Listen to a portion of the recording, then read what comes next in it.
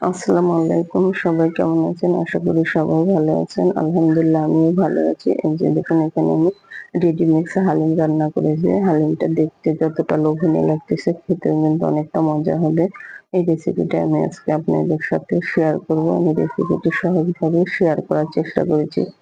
চলুন মূল ভিডিওতে চলে যাই। এখানে আমি চুলায় একটা পাতিল বসিয়ে দিয়েছি। আর এদিকে 1/2 কেজি মাংস, গরুর মাংস নিয়েছি। আপনি মুরগির মাংস, খাসির মাংস দিয়েও রান্না করতে পারেন। আর ছোট সাইজ করে কেটে নিয়েছি। দিয়ে চুলায় পাতিলে আমি তেল দিয়ে দেব।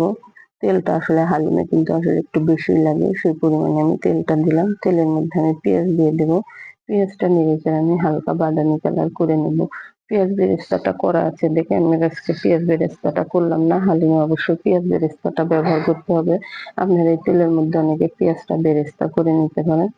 পেঁয়াজটা যখন হালকা বাদামি কালার হয়ে আসবে সে পর্যায়ে এখানে আমি আদা রসুন বাটা দিয়ে দিলাম। এখানে আমি 2 চামচ আদা রসুন বাটা ব্যবহার করলাম। 2 চামচের থেকে একটু কম হয়েছিল দেখে আরেকটু দিয়ে এখানে আমি 2 চামচ দিলাম। আমি এখানে 1 প্যাকেট হালিমের জন্য এখানে 1/2 কেজি মাংস নিয়েছি। আপনারা আরেকটু বেশিও নিতে পারেন, কমও নিতে পারেন, তাতে কোনো সমস্যা নেই। লবণ দেব। লবণটা অবশ্যই স্বাদ অনুযায়ী দেওয়ার চেষ্টা করবেন। ওর সাথে এখানে মরিচের গুঁড়া দিলাম, লাল মরিচের গুঁড়া। লাল মরিচের গুঁড়াটা আমি এখানে 2 চামচ ব্যবহার করলাম। ঝাল আপনাদের পছন্দ অনুযায়ী দেবেন। হলুদের গুঁড়াটা আমি এখানে 1.5 চামচ ব্যবহার করলাম।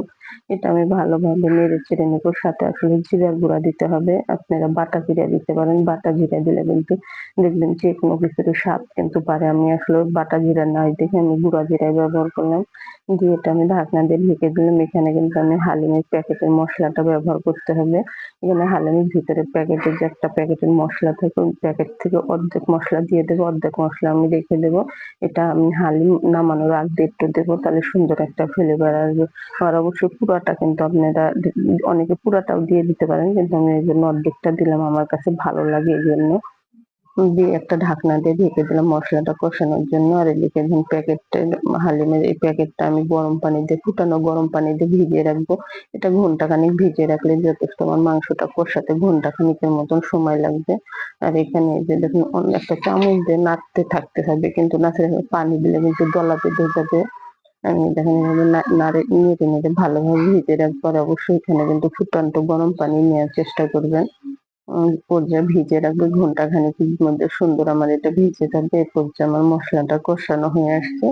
এখন আমি মাংসগুলো দিয়ে দেবো। মাংসগুলো দিয়ে এটা আমি সুন্দরভাবে নাড়াচাড়া করতেছি। নাড়াচাড়া করে এখানে কিন্তু আমার আসলে একটু পানি ব্যবহার করতে হবে। এখানে আমি গরম পানি ব্যবহার করলাম। আমার মাংসটা সিদ্ধ হতে হবে সেই পরিমাণে এখানে আমি পানি দিলাম। দিয়ে এটা আমি একটা ঢাকনা দিয়ে ঢেকে দেবো। আমার মাংসটা যখন কষানো হয়ে আসবে তখন আমি হালিমটা দিয়ে দেবো। এটা আমি ঢাকনা দিয়ে ঢেকে দিলাম। ওই যে ঢাকনাটা খুলেছে দেখুন মাংসটা আমার কষানো হয়ে এসছে। আমি দেখলাম মাংসটা আমার পরে সিদ্ধ হয়ে এসেছে।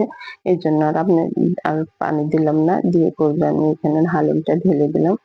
ভিজিয়ে রেখেছিলাম ওই প্যাকেটের মিক্সটা এটা দিয়ে দিলাম। এটাই দেখুন এভাবে নেড়ে চেড়ে নিব। ভালোভাবে এভাবে কষিয়ে নিতে হবে। এটা যেন এভাবে কষানো হয়ে যাবে। আর এখানে কিন্তু অবশ্যই আপনারা এই পর্যায়ে গরম পানি দেওয়ার চেষ্টা করবেন।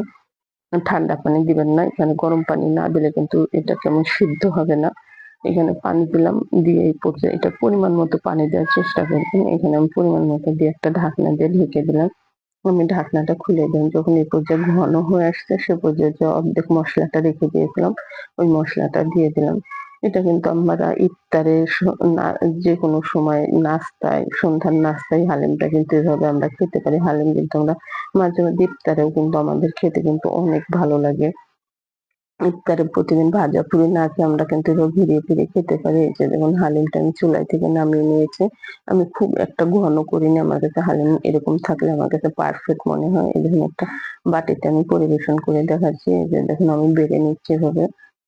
দিয়ে আমি সাথে এখানে শসা, পেঁয়াজ বেরেস্তা, ধইন্যাপাতা দিয়ে এটাও লেবু দিয়ে পরিবেশন করব। আপনারা সাথে কাঁচামরিচ দিতে পারেন। আসলে আমার বাচ্চারা বেশি একটা ঝাল খেতে পারে না। দেখেন এখানে আমি কাঁচামরিচ দিলাম না। ওই যে দেখেন পেঁয়াজ বেরেস্তাটা উপরে এভাবে ছিটিয়ে দিলাম। এটা দেখতে যতটা লোভনীয় লাগতেছে খেতেও কিন্তু অনেকটা মজা হবে। এভাবে দেখুন আমি এখন ধনেপাতা কুচি দিয়ে দেবো। ধনেপাতাটা অপশনাল। আপনারা চাইলে দিতে পারেন, না চাইলে দিতে পারেন। কিন্তু ধনেপাতাটা অবশ্যই আমার বাচ্চারা খায় এই কারণে আমি দিয়ে দিলাম। দেখতে যতটা লোভনীয় লাগতেছে খেতেও কিন্তু অনেকটা মজা হবে। আপনারা কিন্তু এভাবে ট্রাই করতে